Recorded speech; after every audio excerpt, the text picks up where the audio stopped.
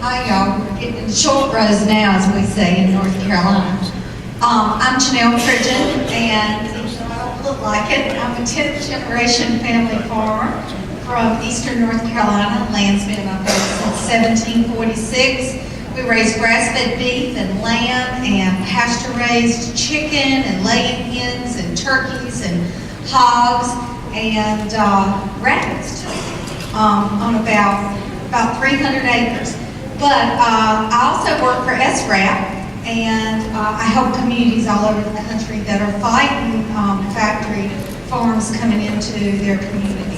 And I just want to introduce the farmer panel that's going to be speaking here, and they're going to tell you why we don't need factory farms to feed the world. They're going to explain to you more about some of the stuff like I do. So there's Rebecca and Jim Goodman, and Rebecca's going to speak first, and she and Jim are with Wisconsin Dairy Farmers. And then there's Pete Harden, and he is the editor and publisher of Milkweed. So I'm going to turn it over to them. I think I'd like to stand up. Hello, I'm Rebecca Goodman. I'm a farmer. I want to thank everyone for the people who invited me to come. It is an honor to be here. The things I've learned today, or that that I've heard other people learn from this conference so far, is that it's exciting to think about water as the new civil rights issue. About dividing, conquering, and villainizing the people in this room, that's the operation that we've all seen used before, but that these people are stoppable. The feelings of what I've seen today, the pictures, they're shocking, they're nauseous, they're heartbreaking, horrendous, maddening, and it's all looks like hell. And that fighting criminal behavior can be a new kind of fun, according to Narima Muhammad. I found that to be quite enjoyable. But anyway, I'm here as a farmer today to let you know that there is another way of farming. I'm sure many of you already know that. So what I'm going to show you is just a representation of what many other farmers here live and know as their truth. My pictures are not according to the new technology. I had them all timed, but they are, we don't know what's going to play at what time, so I apologize for that. We'll just use our grand imagination. But Jim and I, we became a part of his grandfather's farm. His grandfather earned money in Leadville, Colorado to buy Northwood Farm in 1889, and we are the third generation there. We met over a barbecued roast beef sandwich at the South Dakota State Fair when Jim was a graduate student at South Dakota State, and we came to Northwood Farm in 1979 to farm there with his father and brother. Jim and his brother were educated or indoctrinated into the agricultural program at the University of Wisconsin. And they were very good farmers in the 80s, and we earned lots of money. In the 80s, late 80s, things started to change. The inputs were so expensive, it was beginning to be kind of out of our control, where everything was commodified, and we weren't enjoying what we were doing anymore. Everything was getting kind of scary. So in the 80s, we got adventurous, and we stopped doing some of those terrible things like using pesticides. I think was one of the first things we quit doing. We allowed our cows, oh, you can let those slides go, I'm sorry. We started allowing our cows to go out of the barn and out on the pasture, and they were their genetics was not lost for all their years in the barn. And they jumped and ran and had a great time on the pasture. And we have been using intensive rotational grazing for quite a few years now. And it's a great system. It's my job, and I love it. So in our farm, we have registered Holsteins. So we found out about Jim's grandfather bought the first registered Holstein in 1902, and we have the longest continually owned registered Holstein herd by one family in the whole United States. So we are something we're quite proud of. But with the concentration of markets and the commodification of things, we started direct marketing at the Dane County Farmers Market 17 years ago. We sell our Holstein steers there. And we became certified organic in 1999.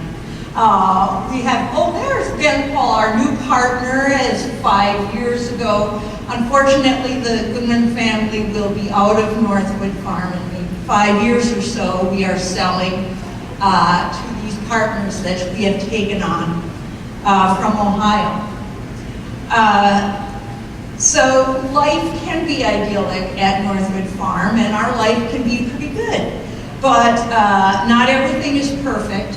The organic market is now out of control, taking the path of the conventional markets, and climate change is a big concern for us.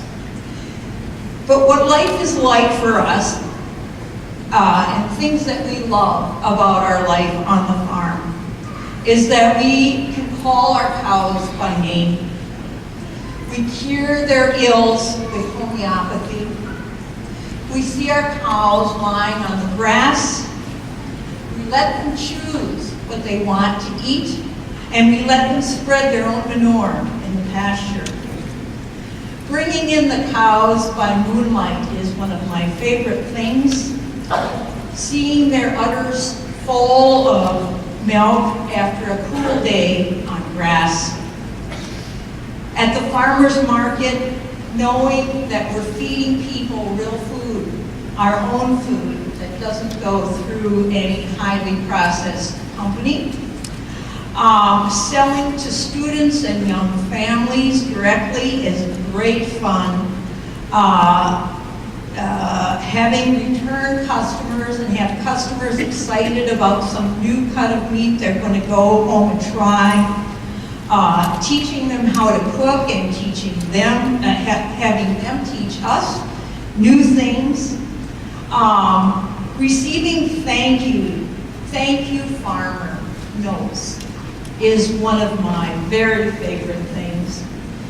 The routine of our work is something that's very comforting to us. Jim is the milker. He loves it when it's milking time because he knows that he won't be interrupted by anything else.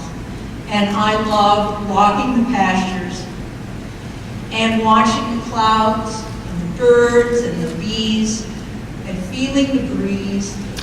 And the best possible thing in the world for me is the complete silence that is sometimes in the countryside, although it's much noisier than it used to be. But when my footsteps are the only sound that I hear, that is wonderful. Now, hopefully you've seen us, the beer pictures are coming.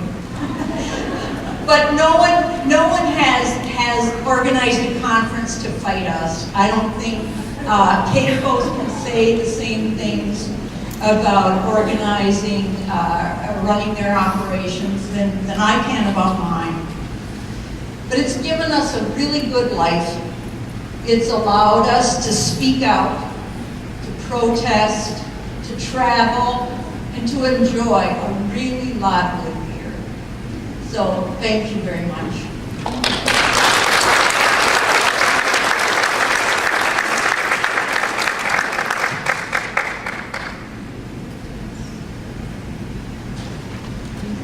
It's a privilege to be on the same panel with Goodman's. I want to go a little bit off format, but on message. I'd like to share some of my observations on the issues we've discussed the past 2 days from a perspective of 40-plus years as an agricultural dairy journalist. And in late June, I was particularly intrigued in a personal conversation with U.S. Senate candidate Russell Feingold. I keep on calling Senator Feingold. I hope that's a future reality, pardon me. But Russell said the most intriguing aspect of his congressional senatorial candidacy this time around is the fact that everywhere he goes, water issues are the primary subject people want to talk about. So those of us here at this meeting today, folks, we're just the few representatives of a lot of sediment out there in Wisconsin. And I don't think too many people are telling Russell that they want more pollution of our ground and surface water. So these issues are real. The people are speaking. So I'd like to make 2 quick precepts and then a couple suggestions as issues and challenges. The first precept is that failed water quality oversight violates our democratic precepts. Our nation's Declaration of Independence cites certain inalienable rights: life, liberty, and pursuit of happiness. Liberty and pursuit of happiness may be relative terms. Life is an absolute. Clean, safe water is absolutely essential for life. Water is life. Our daily access to clean water and future generations' access to clean, safe water ought to be safeguarded by our governments. Failure to safeguard our water supplies violates our right to life as citizens, thus degrading the precepts of our democracy. Citing Spain's centuries ago enslavement and slaughter of native populations to conduct gold and silver mining in Central and South America, author Francis Fukuyama concluded that repressive political regimes are necessary to safeguard major extractive industries' profits.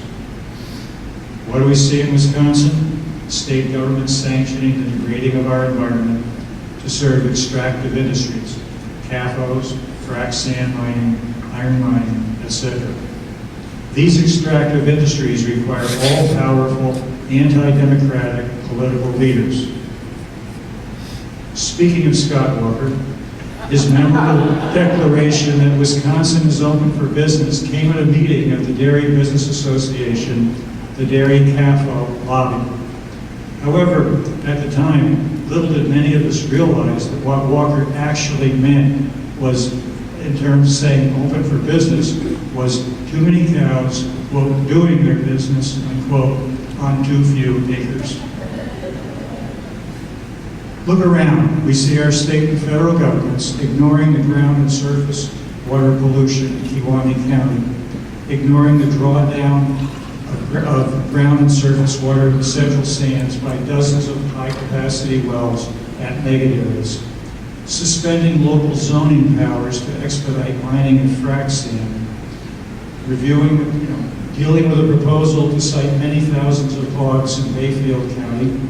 And hard to explain this one, but the current state budget in Wisconsin disallows one county, Dane County, from conducting water quality tests. Maybe there's too many job-producing liberals in Dane County or something, but why the state elected officials sought to deny Dane County the right to conduct water quality tests as part of the state budget process is beyond rational thought. Dishearteningly, some of the potentially worst of the worst environmental fiascos are still on the drawing boards. Example, the proposed pipeline under Lake Superior at the Mackinac Strait. That pipeline proposes to carry millions of gallons a day of thick Canadian tar sand oil. That thick, oily ooze is cut with large volumes of benzene, which is a highly carcinogenic benzene, to expedite flow-through. The pipeline project, similar pipeline project proposed to run through eastern Dane County will operate at 1,200 pounds per square inch pressure, 1,200 pounds PSI. Benzene is not only highly carcinogenic, but also highly corrosive. Humans make those wells will fail, and when the pipelines flow at such internal pressures, it will take a long time to stop the equalization of pressure from inside to outside, predictable environmental fiasco. A pipeline as such under Lake Superior, that with the Great Lake Superior feeds Lake Michigan, feeds Lake Huron, feeds Erie, feeds Lake Ontario. About, these lakes in their amalgam constitute about over 20% of the world's surface freshwater supply. Incomprehensible. The second point I'd like to make is the extended Great Lakes Basin is the global epicenter of intended future commercial export food production. The Great Lakes is where it's at.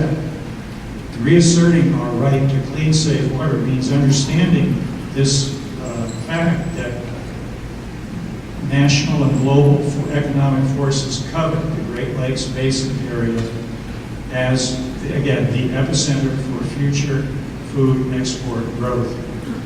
The Great Lakes Basin is unique in the world for its combination of soils, moisture, climate, relatively modern transportation system, and above all, economic and political stability. Now, Ukraine used to be the breadbasket of Europe, but Ukraine is now deemed by the United Nations a food deficit nation because of decades, perhaps even centuries of political chaos and war. So the world wants the extended Great Lakes Basin and the CAFOs and the poultry operations and the hog operations we see in our midst and on the drawing boards. This is just the beginning. If these things are allowed to perpetuate in an undemocratic political climate. Now, again, we cannot adequately muster our willpower and strength to fight these trends unless we realize that these are some of the end goals for our Great Lakes region, both in the United States and Canada.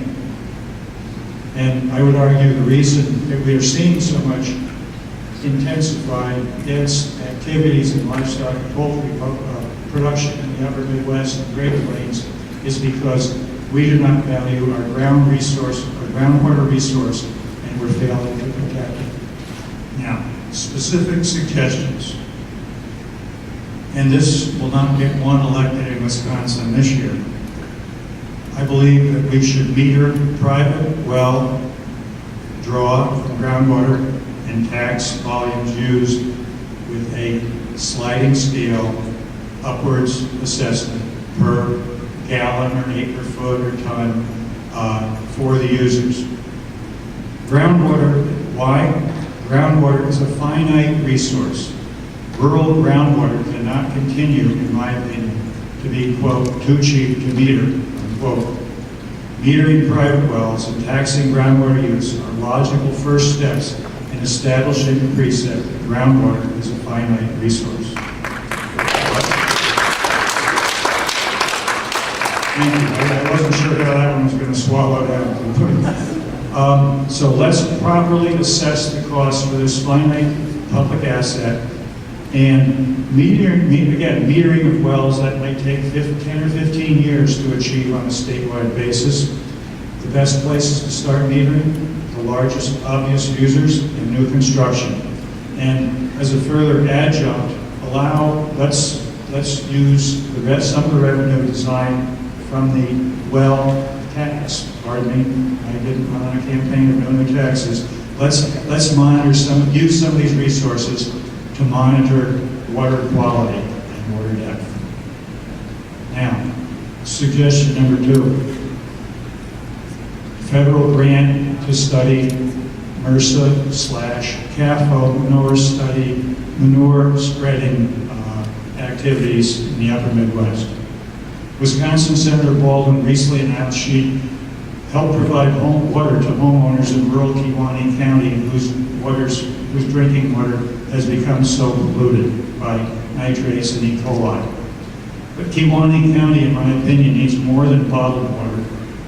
Based upon research conducted at Johns Hopkins University using health data from 600,000 plus members of the Geisinger Health Program in Pennsylvania, researchers at Johns Hopkins were able to correlate original MRSA cases in the Geisinger Health population with township by township CAFO manure spreading activities in Pennsylvania. Perfect overlap. Reported in the, I believe, the Journal of the American Medical Association, subject of a two-part series on PBS Frontline show. Now, on one hand, do we really need to reinvent the research wheel? Maybe, because perhaps by bringing home the the possible Midwest MRSA/CAFO manure spreading correlation to the Midwest, it will be one more dramatic point to pull the political middle a little bit further towards our way of seeing things. If Tammy Baldwin wants more credibility for her belated arrival to the Kewaunee County groundwater pollution issue, let her find some federal money to conduct a MRSA/CAFO manure spreading study. And the data exists. We don't need several years to conduct this. We need more information sooner. Okay. Third point, relook manure storage treatment practices for air quality issues in addition to water quality. Waste storage is the Achilles heel of CAFOs. I fear that the environmental movement has been snookered by some of the supposed solutions to CAFO waste handling. When ruminant manure decomposes in an anaerobic environment, that is oxygen-free, methane is copiously produced. Thus, it is wrong for dairies of any size to store manure wastes in oxygen-free environments, holding ponds, manure pits, lagoons, etc. These forms of CAFO waste, dairy CAFO waste storage are environmental abominations that generate copious amounts of greenhouse gases. Methane digesters may be almost as bad, or worse. Methane digesters produce methane contained from anaerobic ruminant manure waste and then burn the methane to generate electricity, either for use on the farm or for sell back to the utilities grid. What are the byproducts of methane combustion? Water and carbon dioxide, a greenhouse gas, admittedly less harmful to the environment than methane. But why produce methane in the first place and then burn it to produce carbon dioxide as a byproduct in net manure?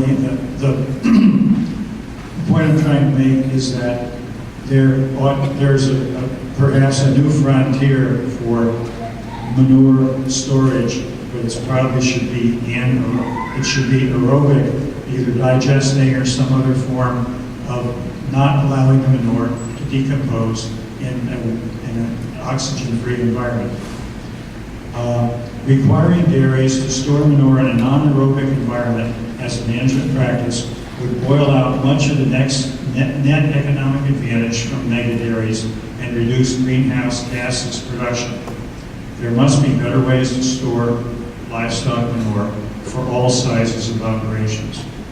My point is that air quality must be viewed in tandem with water quality in assessing the overall environmental impacts of CAFOs. In conclusion, water is life, is a reality that lies in the common sense, middle of the road, that should be beyond partisan politics. It's our challenge to seize the intelligent high ground on water issues, to lay out the facts cogently, repeatedly, and and where necessary, graphically, blue babies, MRSA, and brown tap water. That's how we may be able to beat the corporate interests that are debasing our government, our water and air quality, and above all, our life right to safe water supplies. Our failure to effectively meet these challenges will cause future generations to puzzle, why did we act as if we were powerless in the face of such anti-democratic, anti-environmental greed overseen by our misfortunate political officials? Water is life. Thank you.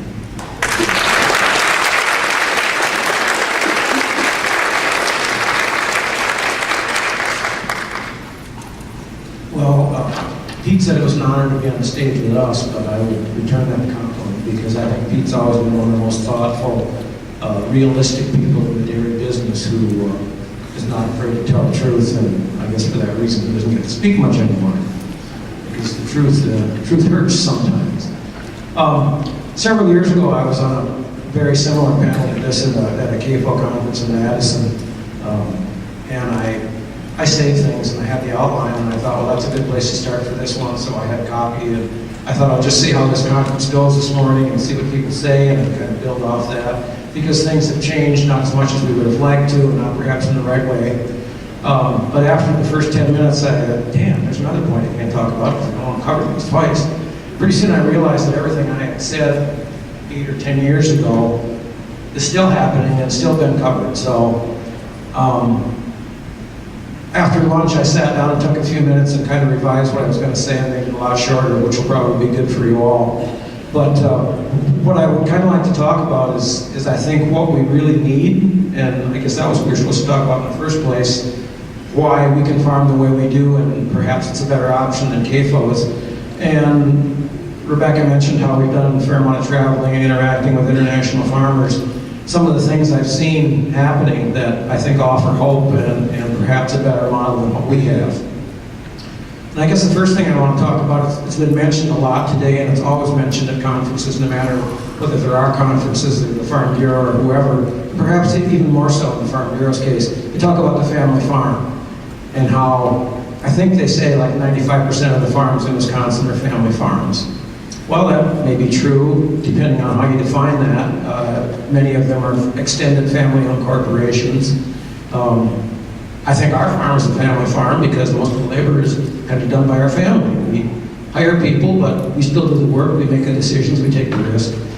But I guess, in my way of thinking after listening to a lot of the problems that people have been talking about this morning, is that you really shouldn't call yourself a family farm if the only family you're thinking of is your own.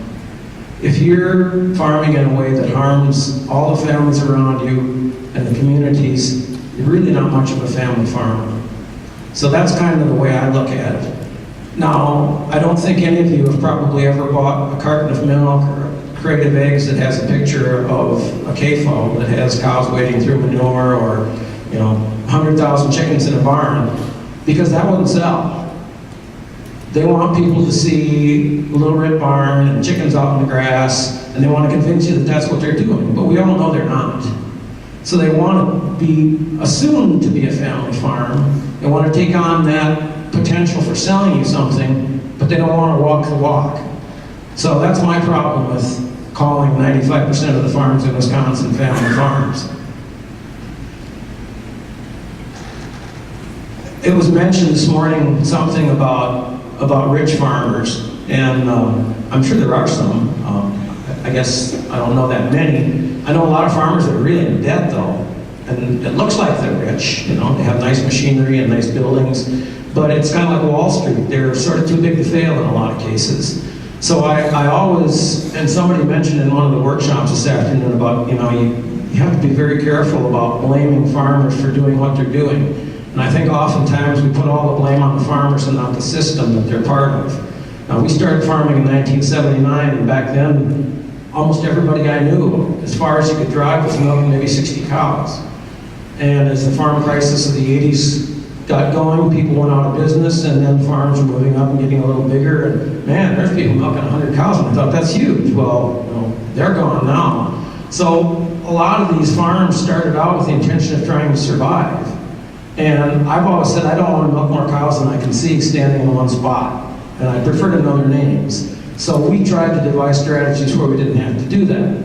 We started direct marketing, we started selling steers, raising our own calves, selling them steers, got certified organic. So far it's worked because we're still milking that 45 cows that we were when we started in 1980. Everybody wasn't able to do that, whether they didn't want to, whether they got sick of milking cows, hire somebody to do that. And I think the system has just gotten worse and worse and bigger. And I think there was a point when a lot of people were running fairly good-sized farms that were doing it to survive, and they didn't think they were something special and some kind of God's gift to the earth of the dairy industry. But I think maybe that has changed in some cases. I know we have a neighbor who I heard speaking once, and he said, you should be happy to know farmers like me, because there's not many people can do what I do. And I was thinking, yes, you're damn right there aren't many people that can do what you're doing, and I'm glad there are not many people. Because after so many manure spills and so many fish kills, even though he wasn't quite at the CAFO threshold, they started regulating him as a CAFO. So now, what did he do? He became a CAFO, because he was regulated one much to put on a few more cows. We have to remember that small farms can pollute too. But granted, the potential for 150 cow farms to have a manure spill probably isn't as great as one farm with 5,000 cows. I think the potential is just much different. And yeah, it's just not going to happen. It's just not going to happen. The second thing I wanted to discuss is this feed the world thing, which the CAFO, monoculture, GMO system always uses to justify their existence. Well, we're kind of a new country, and the rest of the world was feeding itself long before we were around. And the rest of the world sort of taught us how to feed ourselves. So I don't know at what point we decided we were so much smarter than they were that we needed to tell them how they were supposed to eat. Now, no one's ever told me what we were going to let them eat or tell them to eat. If it's the same diet as we got, I think we better reconsider that, because we're not all that healthy anymore. We have kids with diabetes, we have chronic obesity, we have cancer, we have heart disease. I'm thinking we got a diet that's maybe not doing us so much good. So if this is the diet that the CAFOs have given us, and this is the diet we want the rest of the world to have, we're not very nice people, because I don't think that's what we should be doing to them. The real thing is that agribusiness needs new territory. They've pretty much sold themselves here, and now they want Africa, because Africa kind of got missed out on that original Green Revolution thing, and they're the prime ones to get the GMO seeds and the fertilizer and the land grabs next. So when you hear someone talking about the new Green Revolution or climate smart agriculture, run the other direction, because this is not good for these people. They're fighting it. They don't want it. And I really, from meeting with farmers from around the world, I think we need to know that we're not alone. I mean, sometimes when you see your community being devastated by corporate agriculture, you feel alone, and that's not a very good feeling. Farmers in the rest of the world may not know how we're suffering, but we sure as hell don't know how they're suffering either. But we have that in common, and at least we have the common enemy of corporate agriculture and governments that are doing whatever they can to support that model.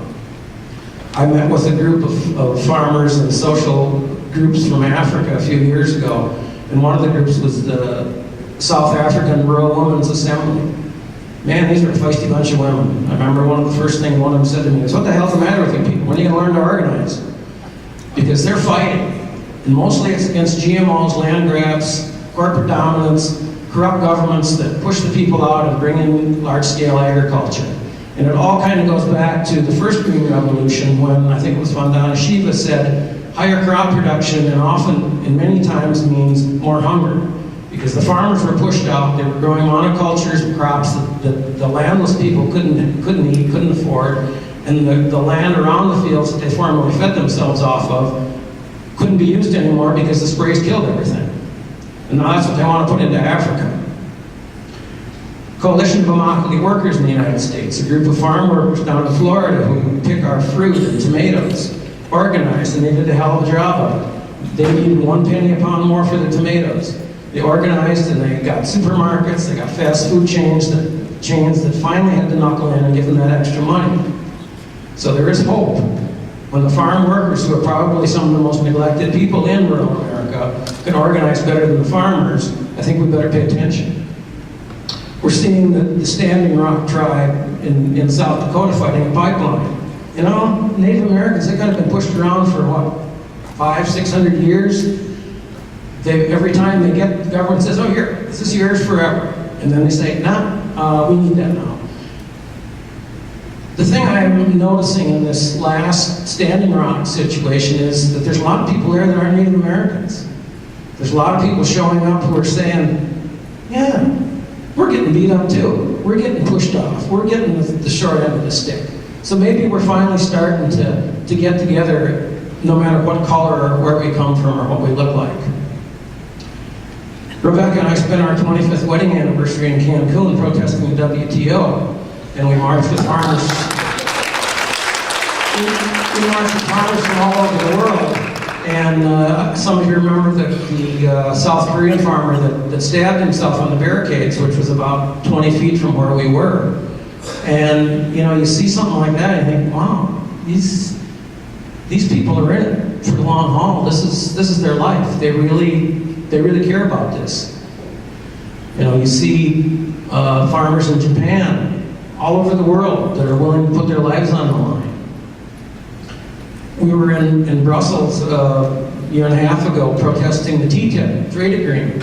We talked with Irish farmers who thought, oh, this could be a pretty good deal because, you know, we can export our really good Irish beef to the United States. And I said, hey, I'd love to eat your Irish beef, after my own, of course, but I said, you know, the slaughter plants in the United States process better than 700 animals per hour. Do you think that you can really compete with that kind of situation? And they really didn't know. And that's just one plant, 700 animals an hour.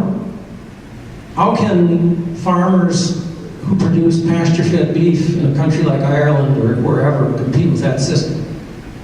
Yeah.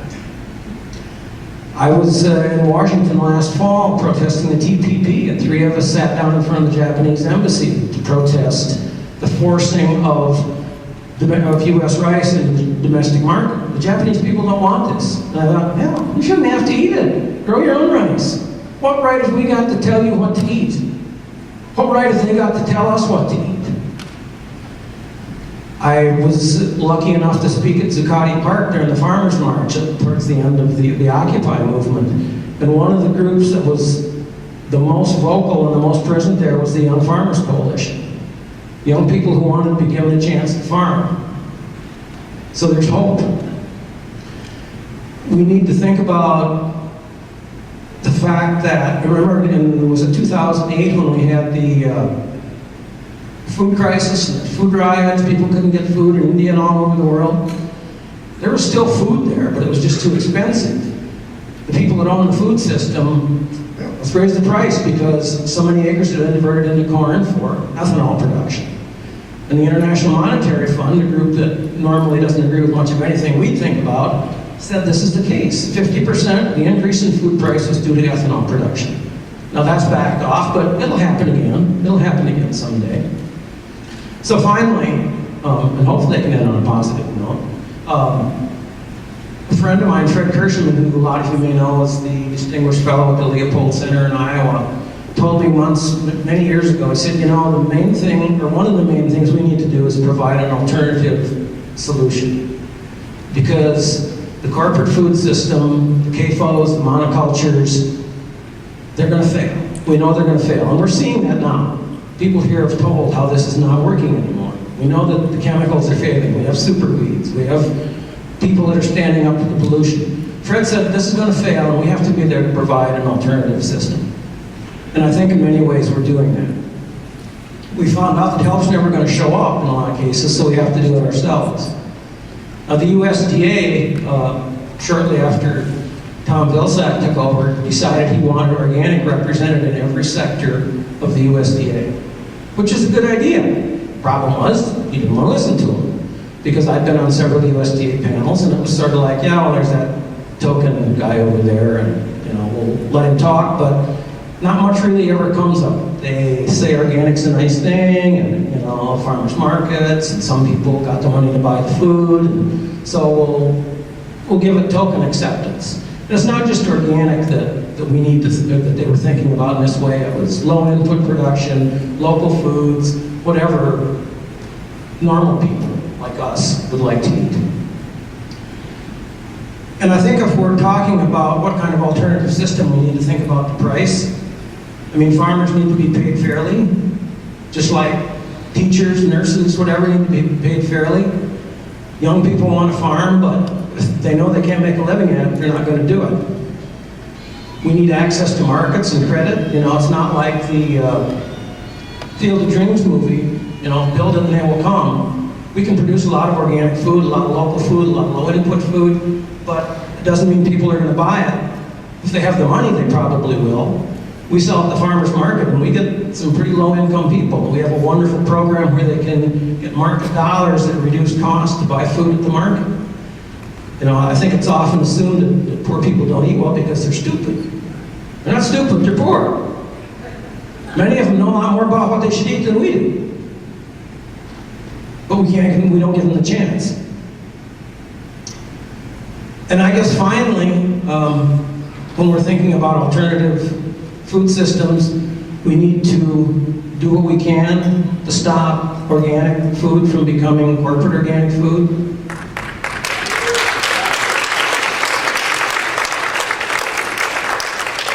You know, we can milk our 45 cows and produce a really good product, but if somebody out in New Mexico can milk 5,000 organic cows and undercut our price, it doesn't help us too much. We can grow organic corn, wheat, barley, but if they import it from the Black Sea region at a lower price than what we can do it, that doesn't help us much. So that's another reason to kind of tie this on to these trade deals. And I've been farming long enough that we saw the original effect of imports on farmers going out of business. And I sure as hell don't want to see that happen to the organic system, because I'm afraid that's where we're going. I'm afraid that's where we're going because, you know, you get companies like General Foods or whatever comes out with an organic cereal line and everybody says, oh, well, that's really great. Hell, they're not altruistic. They're not doing it because they think it's a good thing to do. They can make money at it. And they don't care who they put out of business doing it. So that's not a very positive note, I guess, but you know, you need to think about this. You need to think about this whole system. You need to think about more than just getting a local organic food. You need to make sure that the farmer, the farm worker that's producing that gets paid a fair share. You need to know that it's not supporting a system that pushes indigenous people off their lands, whether it's here in Africa or India.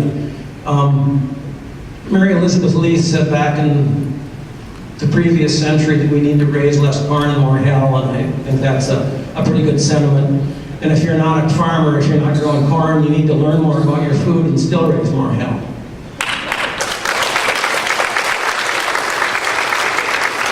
So I think we have time for some questions or comments.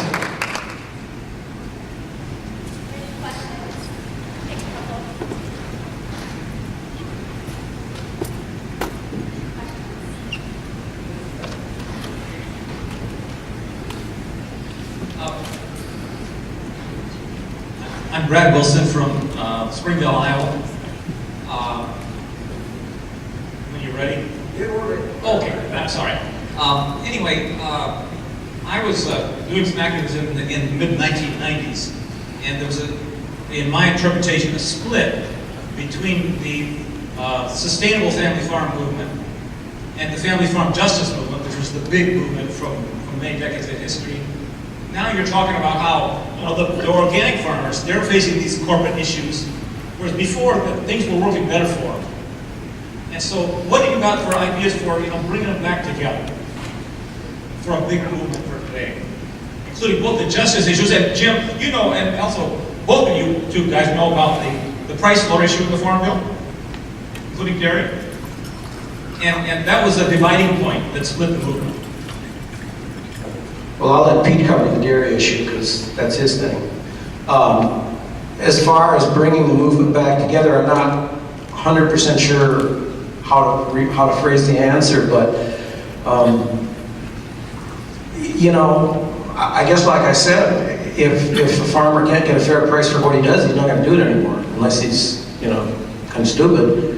You gotta stay in business, you gotta have enough money to buy what you need, to fix your machinery, to send your kids to school.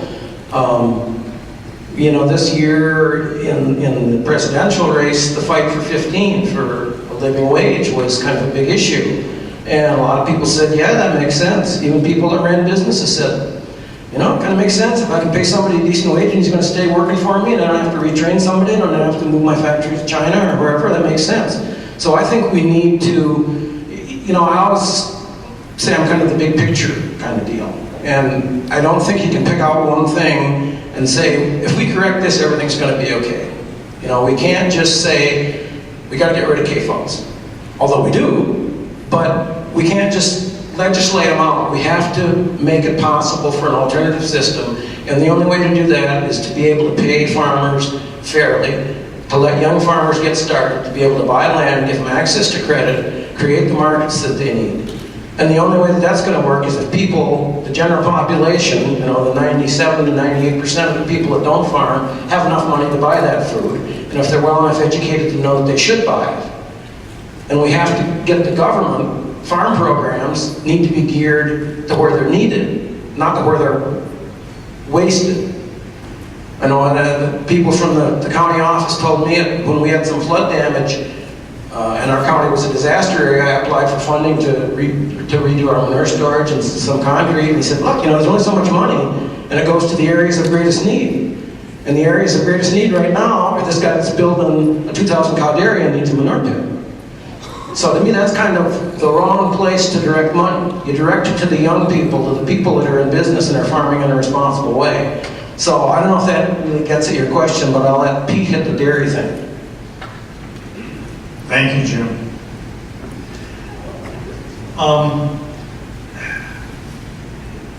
There are no simple answers to the dairy industry in its so-called surplus or excess production. I think, first of all, the dairy industry needs greater integrity in its products. Last December, I printed a front page article with our chemical analysis. I took McDonald's mozzarella sticks to a world-class food lab and had them search for starch, research for starch in those products. Came back almost 4% starch. Starch is not a legal ingredient in mozzarella. Starch does however, have the wonderful property of holding 10 times its own weight in water.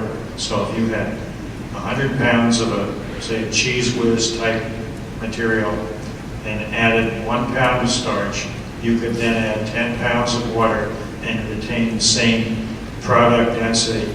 So just picking on poor McDonald's, or the McDonald's poor mozzarella sticks, we need more integrity in our foods. How can major yogurt manufacturers use kosher gelatin as a thickener in yogurt products? Dannon, Yoplait, Noosa do it. Kosher gelatin is the thick crap on top of the vat when beef hides are boiled. Who wants that in their yogurt? Why would Dannon, for example, want to forfeit its vegetarian yogurt customers? Because if they knew that stuff was in the yogurt, they'd become vegans. Pardon me. Or buy somebody else's cleaner label yogurt. So big issues of integrity. And then Jim mentioned imports and the danger there. We see a major dairy co-op that recently bailed out of Plymouth, Wisconsin, bringing in imported cheese to use in Borden's processed cheese products. We see Organic Valley importing butter from England and cheese from goodness knows where. Yeah, these products may be organic. However, I would argue that dairy farmers' own organizations have dramatically failed their interests, and the integrity of our dairy products, particularly processed products, leaves an awful lot to be desired. If we could clean up our act within the organizations and on some of the retail shelves, we'd all be better off.